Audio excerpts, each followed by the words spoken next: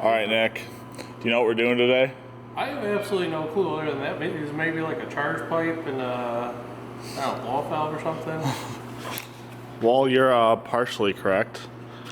Today, we are installing the Burger Motorsports charge pipe, tile blow-off valve, and the Burger Motorsports cabin air filter delete. Kind of. You'll see here in a minute. Okay. Oh, and you're probably asking yourself, what are we putting all these parts on?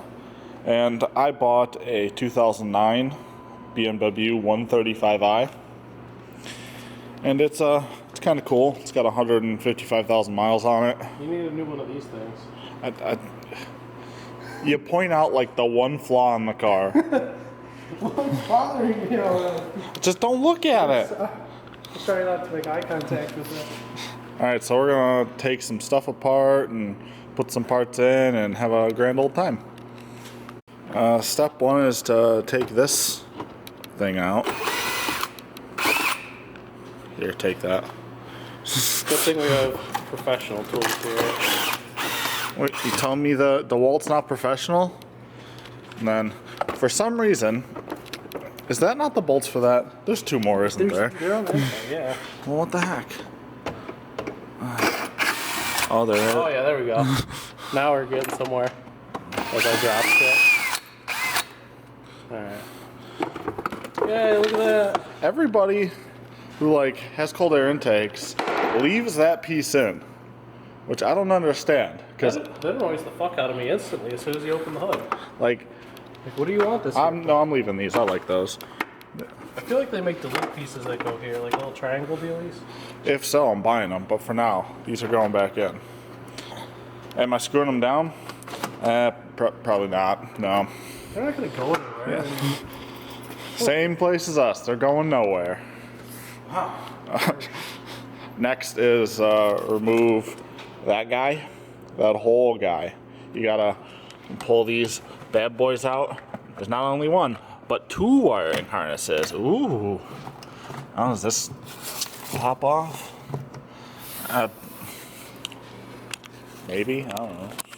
So we ended up removing that piece and not filming it. Because there's your cabin air filter cover. And then this big old piece. There's like 5 bolts holding it in. It's stupid and simple. But without it, it really opens up the engine bay. And I'm all for simplicity. Simplicity is nice. So the plastic was a little warped, but they're in. Next step is remove these air filters. This car came with a Burger Motorsports intake. It's kind of goofy looking, but whatever. What if you can even see this? Maybe, maybe not. Leave it in the comments below if you could see what I'm doing. A little bit. Cool. Undoing them should just let it pop right out.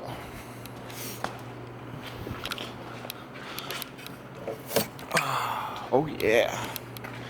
Oh yeah. So the main piece we're replacing is this guy. Because I want to. Might be bad, might not be bad. We'll find out. So these diverters have this little twisty cap. All you have to do is, I wonder if I can connect it to itself. Yeah, just twist it and they pull right out. It's really simple. Now, come down here. All we have left is this clamp here, this clamp here. I don't know about this stuff. Oh, this connector here. But I think this all just comes out with it. Whatever that is. Looks important, but we ain't putting that back in. So I'm gonna pull this out and I'll come back to you. So are you gonna be our new filmer? No? Oh, you don't have the thumbs for it. Okay, cool. So anybody who's trying to do this or worried about doing this, this is really easy. It takes what? We have 10 minutes in this? Most of the time was spent finding the right tools. Yeah. Like, the only thing I like struggle with is the connector on here. But if you have a clip, like a pick, you can clip it out and pull it out, which is easy, which is cool, because I thought this was going to be a pain in the butt. It's not. I would have assumed it was a pain in the butt just because of the BMW. I know. But with this new guy, if you look inside here, there's no O-ring, so we have to steal it from the old one, and we have to reuse that clip. So I'm gonna put this together and come back to you. Okay. So what I did was, if you come on in, Okay. I put this piece in first, just because I feel we can push past it and slide it in. If not, you can watch me struggle. Off camera, the day I got this, I installed the blow-off valve. There's an O-ring in here, don't forget that. And I kind of guessed on the location of where this goes. Might be wrong, we'll find out real quick though. Oh, and I got a new boost pressure sensor, just because I have a code for it. Might be bad, might not be bad. I'm replacing it. It was pretty cheap, it's like $100.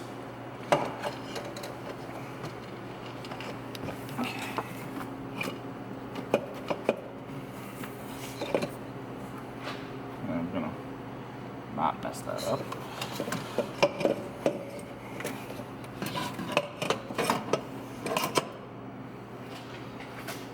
I should probably not leave this cap in here. Yeah. Could create some unwanted side effects. Oh yeah, that might work.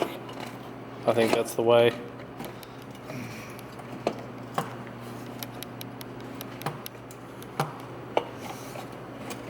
Oh, she's tight. Like tiger.